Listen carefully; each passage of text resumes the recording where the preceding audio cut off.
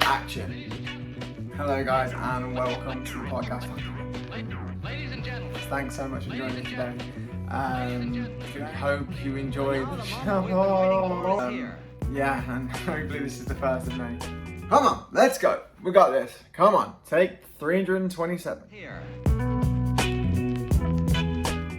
Hello guys and welcome back to episode 4 of the Bennett podcast. Thank you so much for joining me again today. I really appreciate your help and support with this. I've had some great feedback so far, so I hope that the audio and visual quality continues to get better and the content I'm putting out only gets better and better and better. So I'll jump right in today, guys. Today I wanted to talk about comparison and how comparison can be the thief of joy. I believe I've just stolen that off Theodore Roosevelt, so I hope he doesn't mind. But I think comparison is the thief of joy. It's such a great quote because I think it will resonate and is very paramount to today's society, especially with the influence that social media can have on so many people. And speaking firsthand, I often grew up comparing myself to others. I compared my financial situation, my physical situation, everything. I've always gone through life comparing myself to others, and I've realized that it really does steal from the little simple joys, and it is literally a thief of joy. So that's what I want to talk about today. I think growing up, I used to be extremely competitive on all aspects of my life, really, with football or with working out or with whatever it was. I'd be super competitive about it with. And what I noticed was that I'd achieve something or I'd get something or something would happen in my life which would be a really big positive, and it would kind of be nulled or dulled because I'd be comparing myself to someone else who I thought to have achieved more. And oftentimes it would take away from that moment. And my mum would always used to say to me, she's like, fucking hell, Dan, can't you just be happy with what you've just achieved or what you've just got, or, you know, where we are? And I'm like, no. You know, and I used to have this mindset of like, always needing more and wanting more is good because it gets you on the path of always on self-improvement, which I guess there is an aspect to that. However, I got probably to the point where it was a bit toxic in the fact that I could never be happy with what I've achieved or what I've done because oftentimes someone else has always done more. And I think in life, if you know one of your key values is that you're never going to be happy until you've achieved the most, or you're the most successful person in the world, then oftentimes you're going to be pretty disappointed because it's always going to be someone doing better than you, or always someone who's going to be doing more than you. And I think you really have to stop the comparison and the comparative narrative from seeping into your own life, because oftentimes it'll take away from the happy moments of your life. And that's really why I wanted to talk about this today, because I think it is so important, especially with the younger generations coming through now, the Generation Z of the world, who have grown up with social media at their fingertips. They've literally grown up with an iPhone at their fingertips. It's kind of scary that I would hate for those people to kind of come up having to always compare themselves to other people and would have to put their success or their own personal success and fulfillment and values on the comparison of others. I think it's a really dark rabbit hole to go down. I've been there myself, and to be honest with you, looking back on my own life, I probably used to mask the competitiveness and like saying, oh yeah, I always need more, it's always good to look at what everyone else is doing and aspire to be doing that. And I probably used to have that because it used to mask my own insecurities, because I might have been insecure of where I was in my life or what I looked like or whatever it was. I probably was fairly insecure, and I used to be like, yeah, well, it's good for me to look at these people on the outside because I can aspire to be like that. And now that I'm a little bit older and I've kind of gone through life a little bit, I'm now looking at that going, well, actually, you should never really aspire to be anyone else. You should always aspire to be the best version of yourself. And I think, especially with the adaptation and the influence of social media now, I mean, you get literally a window into someone else's life, and that window is their highlight. That little window on Instagram or whether it's Facebook, TikTok, whatever it is, it's going to be the absolute pinnacle highlight of someone's life. And oftentimes we can find ourselves comparing ourselves to that. And like, for example, I've known this, like I've been out at a nice restaurant before, I've been out at a nice little meal, and then I've seen someone else even better. I've seen someone at an even better restaurant or a nicer food.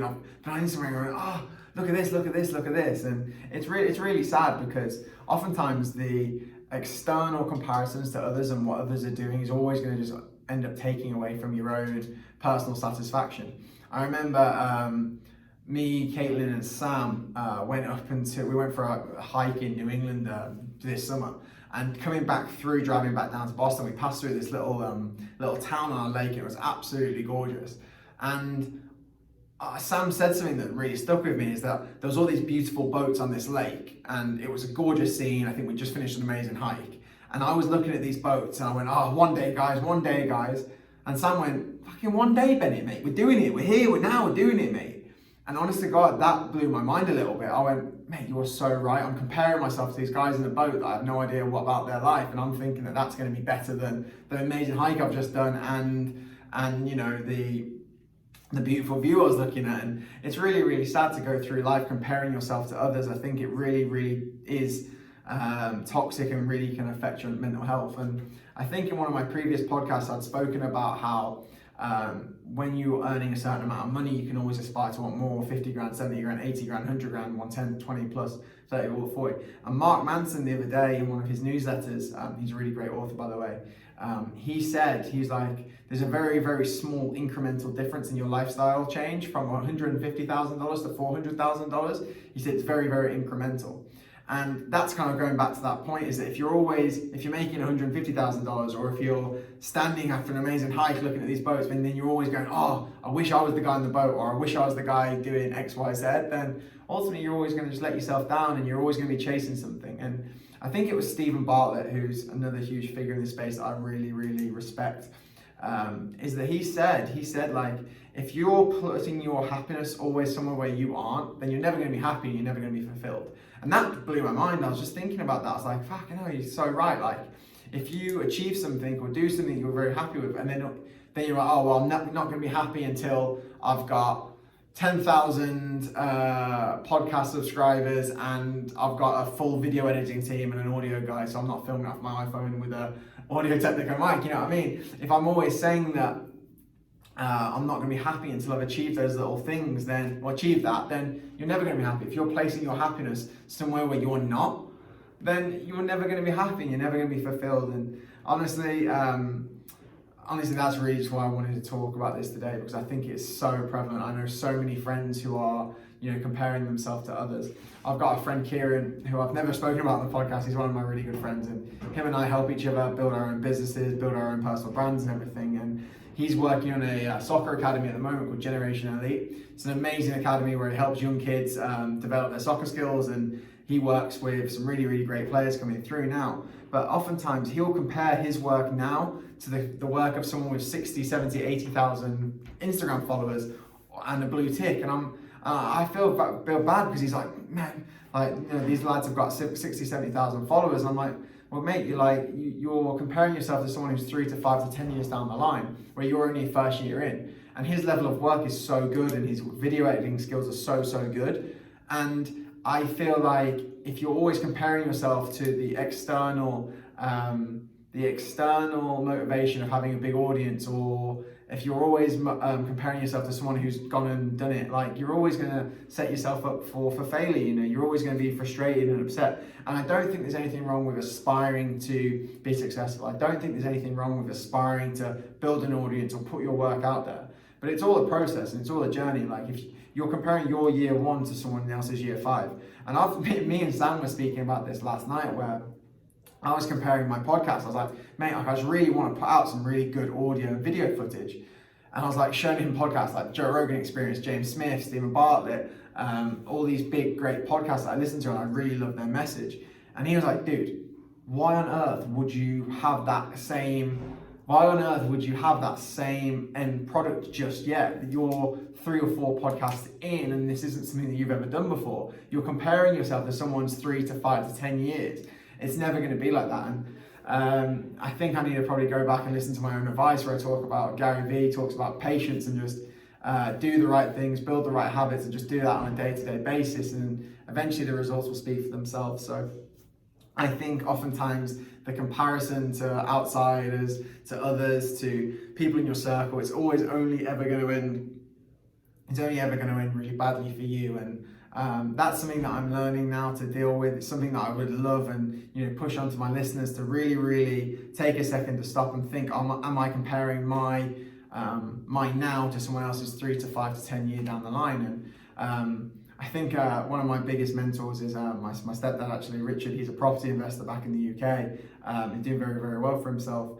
And at one point, he had no properties, for example, and he was comparing himself to people who had loads and loads and loads. And we both agreed that you can't compare your day 1 to someone else's day 100. It's ultimately only ever going to end up with you being a little bit frustrated and come out a little bit sad on the other end of that. So, one last thing I'll say, one last story I'll say about this as well is that I remember, and I'm sure my listeners have had a similar experience in this, but I moved into a new apartment this year. It was February, March this year. It was a nice apartment. It was very modern. I spent a bunch of money trying to do it up and make it all super, super nice. And one of my friends was like, "Oh, hey Dan, we're gonna go and have drinks at this guy's rooftop at his apartment." I was like, "Oh, sweet, that sounds great."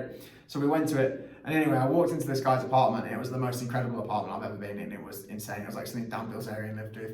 And then ultimately I then started, when I got back to my apartment, which 2 or 3 days before I'd been so happy and amazed about, I was back in my apartment then feeling a little bit not satisfied. And I think that's really, really sad to think that I was comparing someone else's materialistic things to my materialistic things, and I was putting value on that. And I'm sure there are those who, they might get a new car, they might get a new phone, and then they'll see someone else with a bigger or better or newer, posher, shinier phone or whatever it is, and they'll be a little bit, dissatisfied with where they are. And in actual fact, it was a big achievement that I got an apartment, and then I moved in and saw someone else's, and I was like, oh. And it's that hamster wheel of always comparing yourself to others and then always trying to have more. So I strongly urge my listeners and those who will eventually listen and watch this podcast to stop and question, are you comparing your day 1 to someone else's day 200, 300, 400, 500? And I think it's okay to aspire to want to put out great content. It's aspire to want to build a bigger business. These are good, tangible goals that you should set for yourself to want more and to want to achieve more. However, you need to have your values in place to not let the comparison of others, deflate you. And I remember I was in Charlotte a few weeks ago, and one of my good friends, Deanna, said to me, she was like, does it not always intimidate you looking at all these people who are achieving more? And I was like, well, it's not intimidation, it's motivation. If I can see someone who, I'm going back to Stephen Bartlett, for example. He was at 18, 19 years old. I think he was the university dropout. And then if you fast forward 7 or 8 years later, he's built a $200 million social media digital marketing agency. To me, that's not intimidation. To me, that's motivation. If someone else can do it and they've just gone through the grunt work and they've gone through their own journey and their own process of doing it, then I don't see why there's any reason why I couldn't, or the listeners of this podcast couldn't do or aspire to achieve some of the things that they set for themselves. And I think oftentimes you can get yourself down and upset and frustrated at looking at someone else's life, but honestly, you don't know what goes behind. You don't know what goes on behind closed doors. You don't know. All you may be seeing is the highlight window that is their Instagram feed, and it's very, very important to make sure that you take that with a pinch of salt, because it's so important to focus on yourself, put the blinkers on, and really get your head down and put the work in and focus on your own stuff. So I'll leave it there for today, guys. I really, really appreciate you listening to episode 4 of the podcast. It's amazing. I changed rooms today, so I'm hoping that the audio might be a little bit better. I hope it's less echoey. So hopefully we'll see how it sounds after. But guys, I hope everyone has a great day. If you'd like to keep up with the message, just feel free to follow me at danbennett94 on Instagram. I'll be releasing a website in the coming weeks with my blog and my new academy that I'm going to be releasing. So it's really exciting times. It's really exciting times ahead, guys. I hope everyone has a great day. Thank you so much. I have something to tell you. Hey, there are